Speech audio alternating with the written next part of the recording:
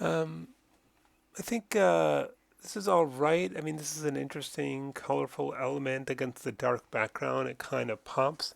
I think that generally it's recommended to stay away from bevels and drop shadows.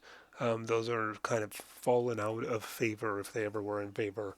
So I would lose the bevel, um, the bevel and embossing effect, and lose the drop shadow on both of these. And also these colors, especially this kind of darker colors on the dark background, really make this lose this. So keep it simple. Just do white text on white, flat, clean white text. It'll look much better.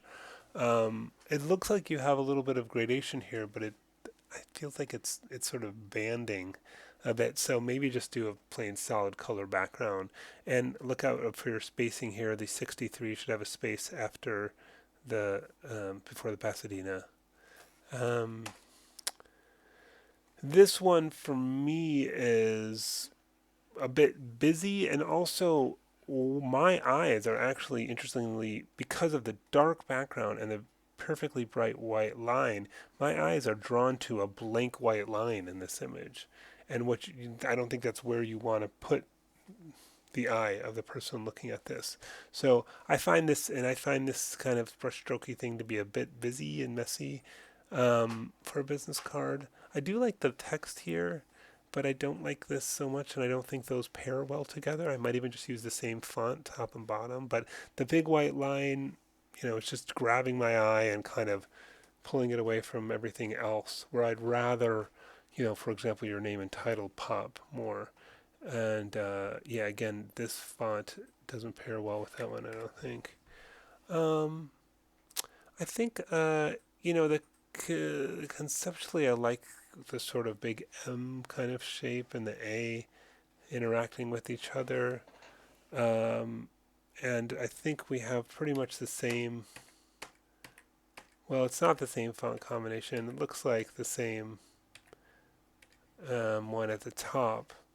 This kind of drop shadow I don't have as much of a problem with because you've got this sort of busy thing behind it and it's helping it pop. So I think you can, and it's kind of soft, so you can almost miss it. This, I think maybe you can get this to not overlap that edge here and get this a little tighter with less line spacing. Again, you have the spacing issue between the 63 and the Pasadena Street, but less space between each line. I think, is there a, it looks like there's a drop shadow here. I don't think that one's necessary because if you keep this up against a solid color, the white on that dark background is going to be just fine. But again, try using this same font, just smaller here, and try to get it to fit all inside the dark area and not overlap that. And it's interesting.